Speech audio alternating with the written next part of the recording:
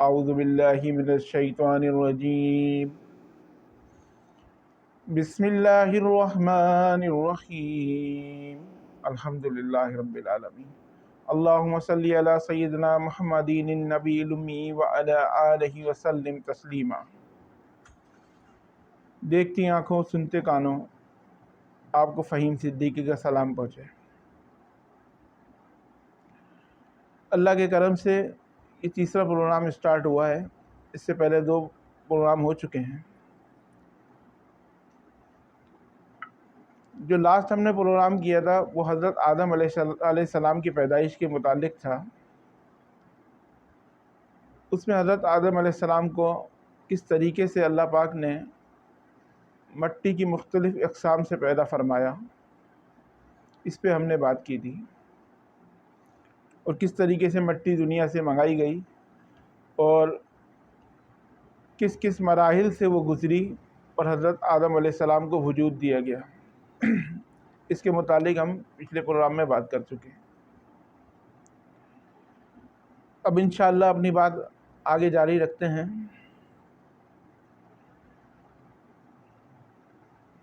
جب حضرت آدم علیہ السلام کا مجسمہ بنا دیا، اللہ پاک نے تخلیق کر دیا، اور وہ بھی اپنے ہاتھوں سے کیا تھا، تو وہ ڈھانچے کی صورت میں موجود تھا۔ اچھا، جو شیطان ملعون ابلیس، اس پہ یہ بات بڑی ناگوار گزر رہی تھی کہ حضرت آدم علیہ السلام کا مجسمہ بنایا کیوں گیا۔ تو جب وہ وہاں سے گزرتا تھا تو اس کو ٹھوکر مارتا ہوا گزرتا تھا، ان کے حضرت آدم علیہ السلام کو مجسمے کو ٹھوکر مارتا ہوا وہاں سے گزرتا تھا۔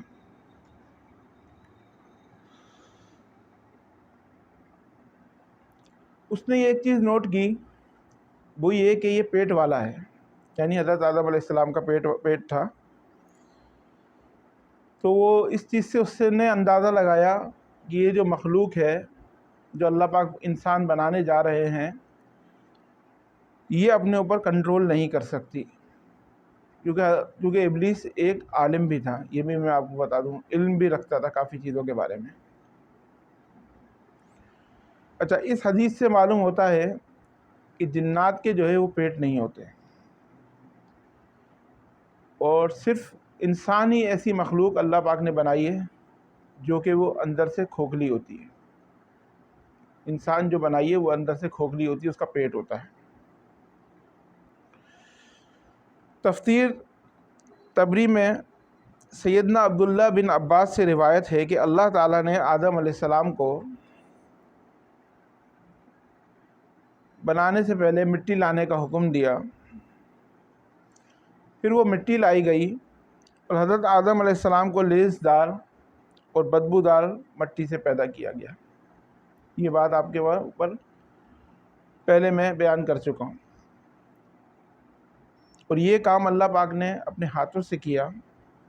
اور ایک چیز کو اپنے مد نظر رکھیں کہ جیسے ہمارے ہاتھ ہیں نا، تو اللہ پاک کے ہاتھ کیسے ہیں اس کا ہم لوگ احاطہ نہیں کر سکتے۔ صرف اتنی بات ذہن میں رکھیں کہ اللہ نے اپنے ہاتھوں سے پیدا فرمایا، ٹھیک ہے نا۔ اب اس کی ہیت کیا ہے، اس کو ہمیں سوچنا بھی نہیں چاہیے، اور نہ ہی ہماری عقل اس لیول کی ہے کہ ہم اس کو سوچ سکتے ہیں۔ صرف یہ اپنے ذہن میں رکھیں کہ حضرت آدم علیہ السلام کو اللہ پاک نے اپنے ہاتھوں سے پیدا کیا، بس اتنا ہمارے لیے کافی ہے۔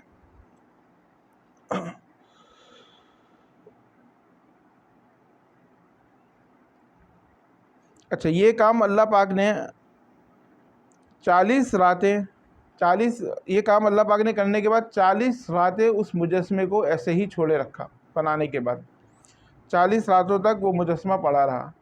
اچھا، اس میں بھی ایک وضاحت طلب بات یہ ہے کہ ہمارے حساب سے جو دن ہے نا، وہ آخرت کے 1000 یا دنیا کے 1000 دن اور آخرت کا 1 دن برابر ہے۔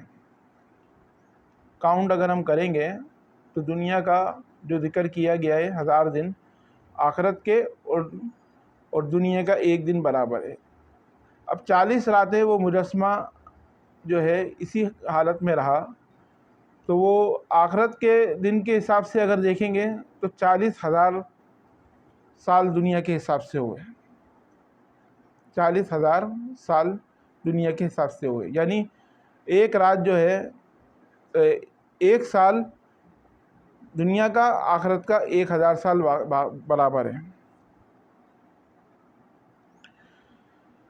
اب یہ تو اللہ بہتر جانتا ہے کہ وہ 40 راتیں وہ دنیا کے حساب سے تھیں یا آخرت کے حساب سے تھیں۔ ہو سکتا ہے دنیا کے حساب سے ہو، کیونکہ انسان کو سمجھانے کے لیے بات کی گئی ہے۔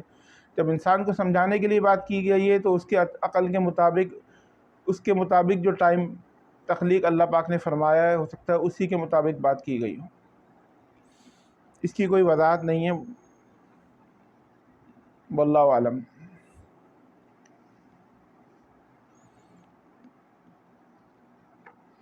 اچھا، جب ابلیس اس کو ٹھوکر لگاتا تھا تو اس میں سے ایسی آواز پیدا ہوتی تھی جیسے خالی مٹکے میں سے آواز پیدا ہوتی ہے۔ اگر کسی مٹکے کو کسی چیز پتھر سے ٹھوکا جائے تو اس کے اندر جو آواز پیدا ہوتی ہے نا، تو ویسی اس مجسمے سے آواز پیدا ہوتی تھی۔ اسی لیے تو فرمایا اللہ پاک نے کہ اسے کھنکھناتی مٹی سے پیدا فرمایا ہے۔ کھنکھناتی مٹی کا ذکر کیا گیا قرآن پاک کے اندر، تو اسی کی آواز سے اس کے اندر سے اس مجسمے سے پیدا ہوتی تھی، جو ابلیس جو ہے وہ اس کو جب ٹھوکر لگاتا تھا۔ اب آگے بڑھتے ہیں۔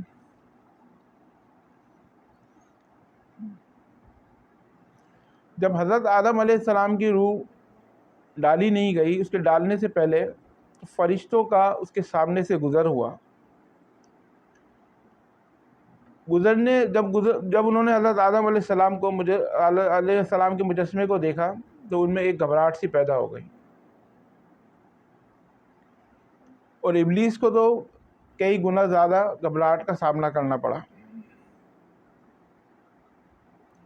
جب وہ گزرتا تھا اسے ٹھوکر مارتا تھا اور پھر یہ الفاظ دہراتا تھا کہ تجھے کسی خاص مقصد کے لیے پیدا فرمایا ہے۔ اس مجسمے سے مخاطب ہو کے بولتا تھا کہ تجھے جو ہے کسی خاص مقصد کے لیے پیدا فرمایا ہے، اور یہ کہتے ہوئے حضرت آدم علیہ السلام کے منہ میں داخل ہوتا تھا اور پیٹ کے راستے سے باہر نکل جاتا تھا۔ اس کا یہ معمول تھا، وہاں آتا تھا، یہ الفاظ کہتا تھا، اس کے حضرت آدم علیہ السلام کے منہ میں داخل ہوتا تھا اور پیٹ کے راستے سے باہر نکل جاتا تھا، اور اسی گھبراہٹ میں فرشتوں سے مخاطب ہوتا تھا اور یہ الفاظ دہراتا تھا، اگر اس پر مجھے مسلط کر دیا گیا تو یقیناً میں اس کو ہلاکت میں ڈال دوں گا، اور اگر اسے مجھ پر مسلط کر دیا گیا تو میں اس کو نافرمان کر دوں گا، اور اگر اسے مجھ پر مسلط کیا گیا تو میں اس کو نافرمان کر دوں گا۔ تو اس کے اندر یہ کشمکش تھی اور یہ تجسس تھا اور یہ تعجب تھا کہ اس حضرت آدم علیہ السلام کو کیوں پیدا کیا گیا، کیونکہ اس ٹائم وہ اپنے آپ کو بہت بڑا سمجھتا تھا اور اس کے اندر اتنا تکبر تھا کہ وہ اپنے آپ کو فرشتوں سے بھی زیادہ افضل سمجھتا تھا۔ تو جب حضرت آدم علیہ السلام کا مجسمہ تیار کر کے اللہ پاک نے 40 راتوں کے لیے چھوڑ دیا گیا، تو اس کے دل میں یہ پیدا ہوا کہ کہیں اس کو جو ہے حضرت آدم علیہ السلام کو اس سے معتبر نہ کر دیا جائے۔ یہ جلن، یہ کڑن اور یہ تجسس اس کے دل کے اندر موجود تھا، اس میں موجود تھا۔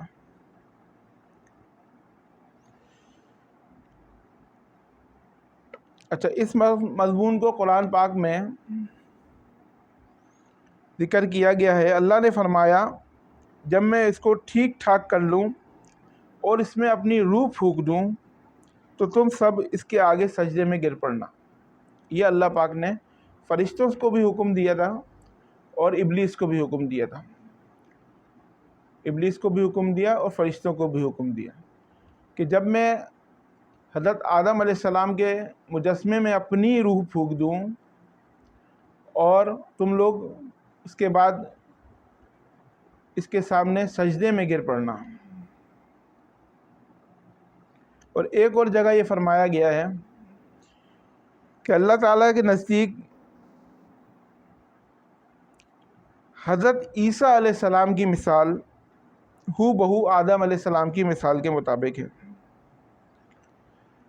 اللہ نے ان کو مٹی بنا کر کہا ہو جا، وہ ہو گیا۔ یہ تھوڑا سا وضاحت طلب ہے۔ اس میں یہ ہے کہ آپ سب جانتے ہوں گے کہ حضرت عیسیٰ علیہ السلام کو اللہ پاک نے بغیر باپ کے پیدا فرمایا۔ ان کی والدہ حضرت مریم علیہ السلام تھیں۔ تو ان کی پیدائش ایسے ہوئی کہ حضرت عیسیٰ علیہ السلام کو اللہ پاک نے مٹی سے پیدا فرما کے صرف یہ حکم دیا کن فیکون، ہو جا، اور ہو گیا۔ یعنی ان میں روح بھی پھونک دی گئی اور پیدائش بھی ان کی ہو گئی۔ ٹھیک ہے، اس لیے مشابہت دی ہے حضرت آدم علیہ السلام سے، کہ حضرت عیسیٰ علیہ السلام سے مشابہت ہے حضرت آدم علیہ السلام کی، کہ حضرت آدم علیہ السلام کو بھی اسی طریقے سے مٹی سے پیدا فرمایا، پھر اللہ پاک نے اپنی روح حضرت آدم علیہ السلام میں پھونکی۔ اچھا، ابتدا میں جب روح پھونکی گئی اور روح جب سر کے اندر داخل ہوئی تو حضرت آدم علیہ السلام کو چھینک آئی۔ حضرت آدم علیہ السلام کو جب سر میں سے روح داخل ہوئی تو حضرت آدم علیہ السلام کو چھینک آئی۔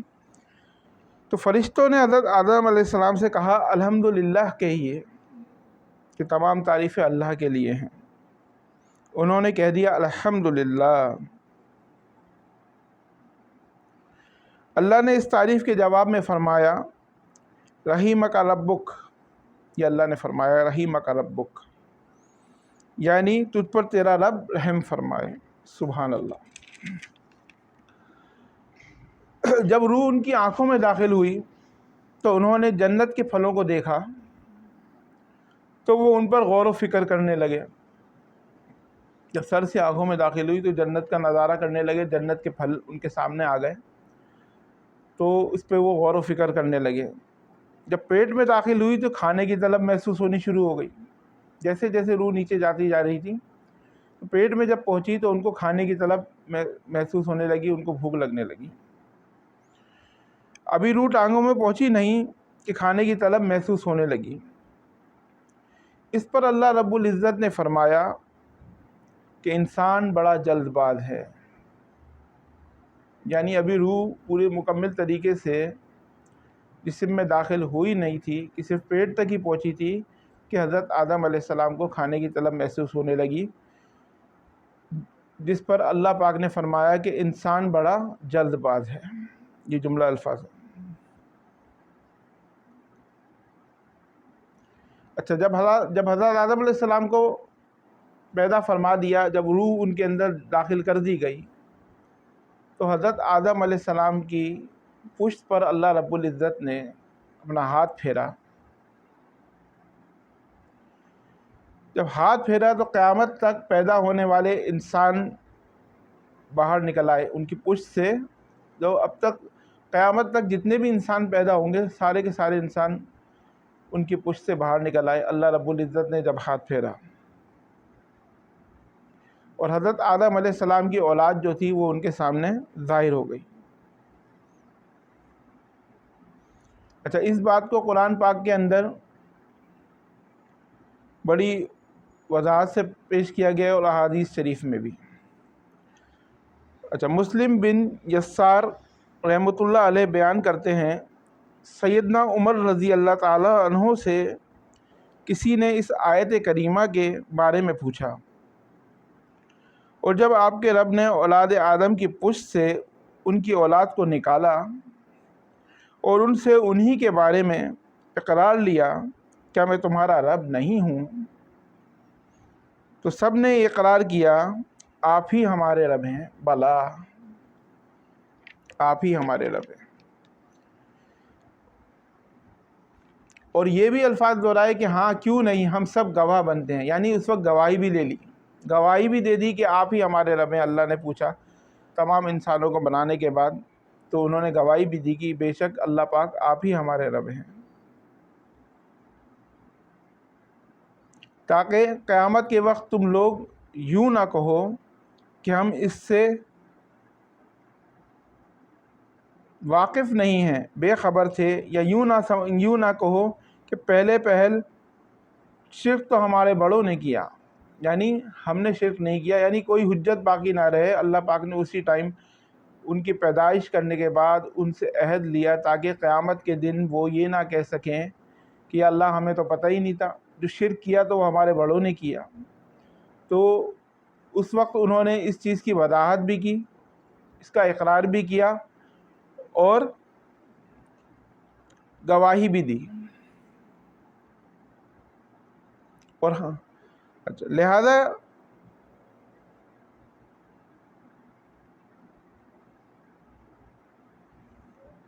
اور پھر یہ نہ بول سکیں کہ تو نے ہمارے بڑوں کے فعل پر ہماری ملامت کی، یعنی کوئی حجت اللہ پاک نے باقی نہیں رہنے دی۔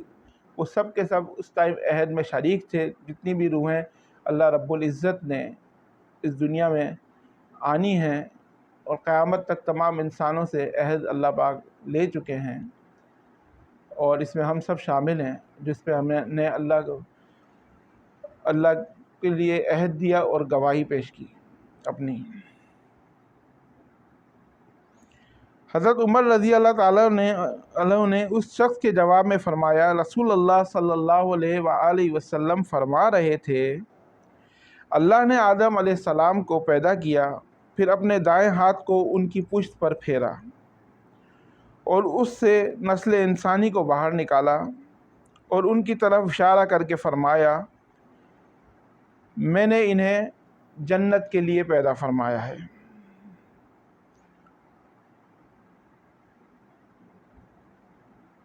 اور یہ جنت والے اعمال کریں گے، یعنی اللہ پاک نے ان کی پشت پہ ہاتھ پھیرا، جو ان سے نسل انسانی کو پیدا فرمایا، تو اللہ پاک نے فرمایا کہ میں نے انہیں جنت کے لیے پیدا فرمایا ہے اور یہ جنت والے کام کریں گے۔ پھر دوبارہ اپنا ہاتھ ان کی پشت پر، حضرت آدم علیہ السلام کی پشت پر پھیرا، تو پھر اس سے جو نسل انسانی کو باہر نکالا تو ان کی طرف اشارہ کر کے فرمایا،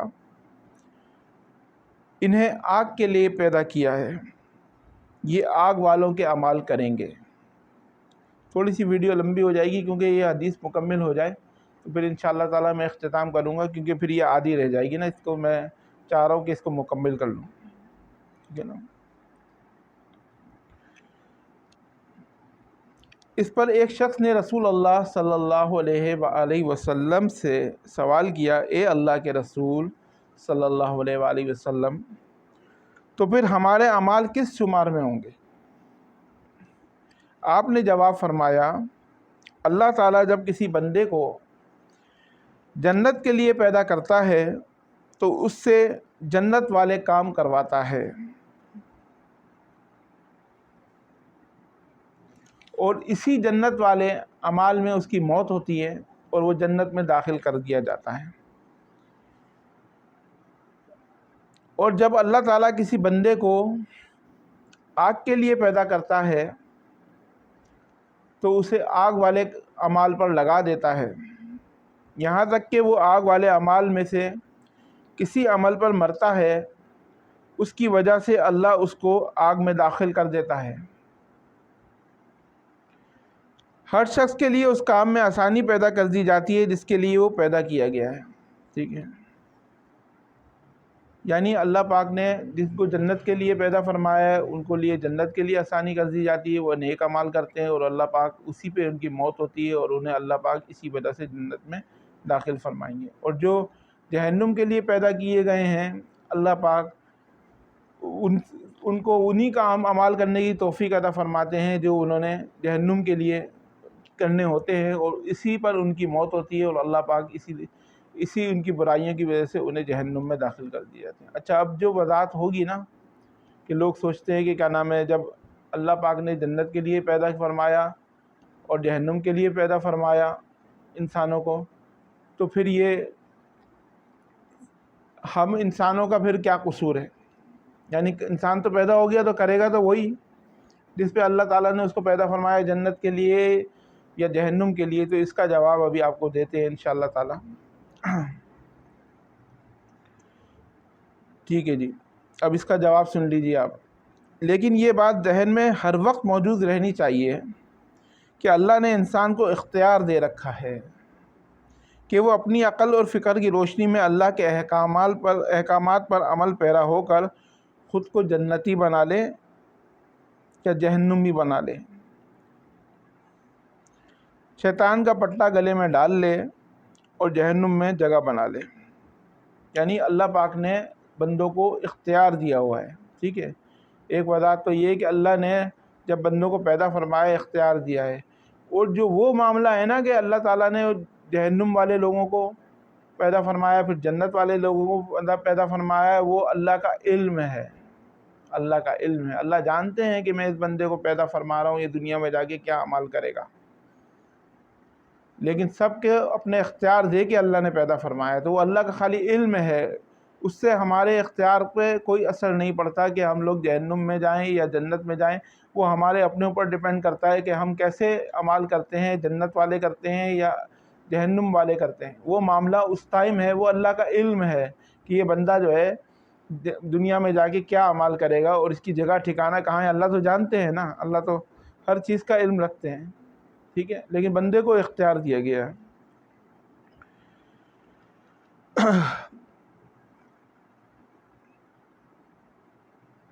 یہ اللہ نے انسان کو اختیار دے رکھا ہے، اس کی مرضی چاہے جنت والے اعمال کرے یا جہنم والے اعمال کرے، ہر انسان میں دونوں طرف جانے کی طاقت اور صلاحیت موجود ہے۔ وہی بات جو میں نے آپ سے ابھی عرض کی ہے، اسی کی وضاحت ہے یہ۔ اللہ نے انسان کو مجبور نہیں بنایا، البتہ انسان کو جو بھی رویہ اختیار کرنا تھا اللہ پاک کو اس کا علم تھا، جو میں نے آپ کو بتائی بات وہ یہی، اور اس کا علم برحق ہے، قطعی ہے، اس میں کوئی غلطی نہیں ہو سکتی، اس لیے اس نے اپنے علم کے مطابق تقدیر لکھ دی۔ اب ہم جو کچھ کرتے ہیں تقدیر سے مجبور ہو کر نہیں کرتے بلکہ اپنے اختیار سے کرتے ہیں۔ اب آپ کو وضاحت سمجھ میں آ گئی ہوگی کہ اللہ پاک نے ہمیں دنیا میں پیدا فرما کے اختیار بھی دیا ہے۔ وہ جو معاملہ ہے وہ صرف اللہ کا علم ہے، اللہ پاک نے کا علم ہے کہ اللہ پاک جانتے ہیں کہ یہ بندہ دنیا میں جا کے کیا کچھ کرے گا، اور تقدیر بھی اللہ کے حکم سے لکھی گئی ہے، اس لیے اس میں کوئی خطا واقعہ نہیں ہوتی۔ تقدیر کا یہ مطلب نہیں کہ انسان تقدیر کی بنا پر ہدایت ماننے یا نہ ماننے پر مجبور ہے۔ وہی بات کی کہ ہدایت ماننے یا نہ ماننے پہ مجبور نہیں ہے، اللہ نے اختیار دیا ہے، ہدایت ماننے یا نہ ماننے پر مجبور ہے، یہ بات نہیں۔ درست بات یہ ہے تقدیر کا مسئلہ بہت زیادہ پیچیدہ مسئلہ ہے، تقدیر کا مسئلہ واقعی بہت زیادہ پیچیدہ مسئلہ ہے، ٹھیک ہے نا، اور مشکل ترین مسائل میں سے ہے۔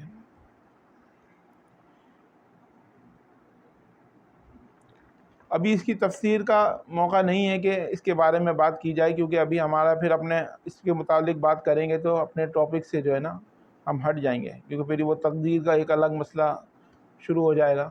اس مسائل کے لیے بھی انشاءاللہ ایک الگ پروگرام کریں گے۔ ابھی جو ہے ہمارا جو پروگرام چل رہا ہے وہ حضرت آدم علیہ السلام کی پیدائش اور شیطان کا تکبر، کہ کس طرح سے اس نے تکبر کیا، اور ابھی جو ہے آگے جا کے دیکھیے گا کہ اللہ تعالیٰ جب حکم دیں گے فرشتوں کو تو وہ کس طریقے سے انکار کرے گا اور تکبر کرے گا۔ تمام باتیں آپ کے سامنے انشاءاللہ حاضر ہوں گی، تو کوشش کریں گے کہ وہ نیکسٹ پروگرام میں یہ ساری باتیں آپ کے سامنے آئیں۔ تو ویڈیو تھوڑی لمبی ہو گئی، اس کے لیے معذرت۔ میری کوشش ہوتی ہے کہ مختصر ترین بات کی جائے اور جامع بات کی جائے، تو کبھی کبھار ایسا ہوتا ہے کہ کوئی حدیث شریف بیان کر رہے ہیں تو پھر اس کو پورا مکمل طریقے سے بیان کرنا بہت ضروری ہو جاتا ہے، تاکہ وہ بیچ میں نہیں چھوڑ سکتے۔